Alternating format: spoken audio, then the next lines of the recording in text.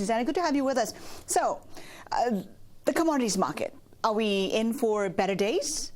Well, long term, certainly we have a bullish view for the commodities complex as a whole, but we do see headwinds for certain commodity groups for this year. What kind of headwinds? In particular, we see headwinds for the oil market, as well as the gold market, and the but for the platinum and palladium group, we see much more upside, and we're more cautious on copper and more positive on aluminum. Let's talk about oil. Far away from its record levels of 147, where to now? What do you see the range?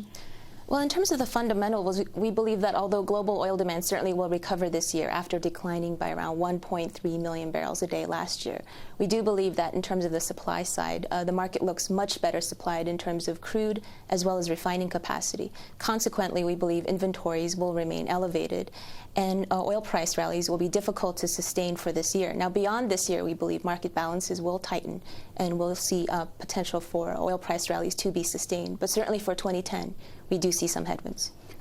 So what are the targets for 2010? And beyond that, where do you see prices headed? Well, our forecast for this year using WTI as the benchmark is $65 per barrel. Now, beyond, this is the period average for 2010.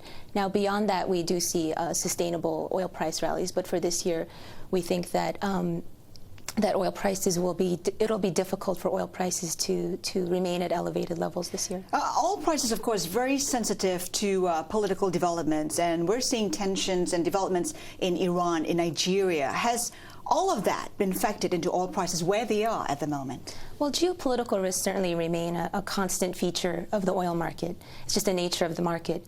And recently there was news that the movement for the emancipation of the Niger Delta has announced the end of a ceasefire, which certainly puts Nigeria's oil infrastructure firmly back into the crosshairs. However, and also tensions in Iran certainly add to the geopolitical risk for the oil market. However, what mutes the impact of these bullish headlines is that in terms of crude supply, we're looking much better supplied. If you look at OPEC spare capacity levels,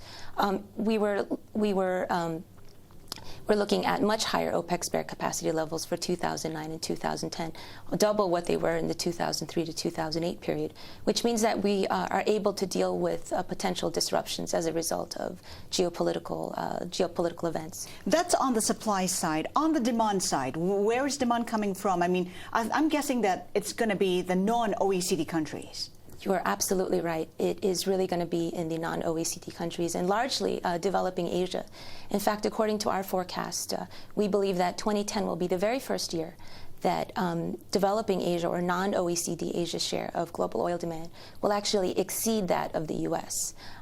We believe that this trend will persist going forward. In terms of our forecast for the split, we believe that developing Asia's will represent 60% of global oil demand growth this year. China alone will represent 1/3 of global oil demand growth this year. So oil demand is certainly fixed in the Asia market versus, say, the developed world. Will demand from oil be affected by all the concerns in the Chinese economy? I mean, there's talk of bubble bursting. I think that's certainly captured headlines. What I can say is that our Deutsche Bank economists have not adjusted their forecasts based on recent tighter lending directives this year. We are holding to our forecast that Chinese oil demand growth will be 5% this year, year over year, roughly 420,000 barrels a day. We have not adjusted our forecasts. And Chinese oil demand growth last year rose by 6% last year. So Chinese oil demand did not slow down last year. We do not expect it will slow down materially in apart from China, where else can we expect demand to be very strong? Certainly, China has grabbed the headlines, but Indian oil demand has been quite robust. Other countries in Asia have also contributed to developing Asia's oil demand growth picture, including Thailand, Vietnam, Indonesia.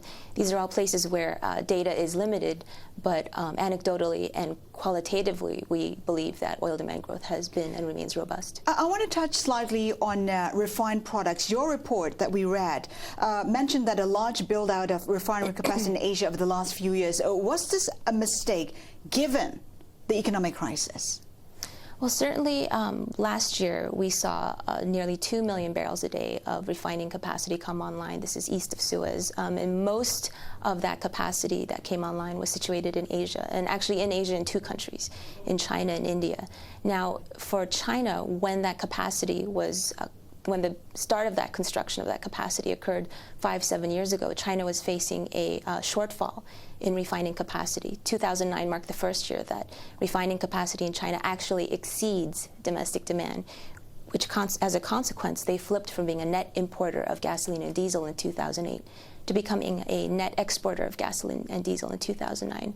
And we believe that that trend will persist into 2010. Now, at some point, Chinese oil demand will increase, and the growth rates will pick up so that the surplus will be eroded quite sharply. We believe that that will happen, as this capacity that was built in China was really more for the domestic market. Okay, when we talk about oil, we have to talk about OPEC. Where is OPEC in all of this? How does it read the price of oil at the moment?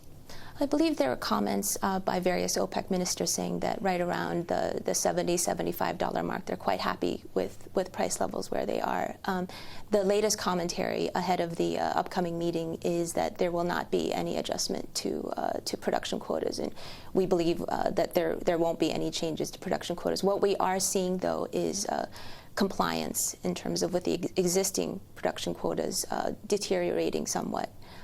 From the much more disciplined compliance that we saw last year. If there's one factor that could lead to OPEC increasing production, what would that be? Lower prices. At what level? It's very difficult to say. It depends on, I guess, the level of discussion that they have with each other and the level of cohesion that they have with each other. But if we see a significant drop in oil prices, I think that we will see much more cohesion in terms of production cuts and compliance with the production cuts. Okay.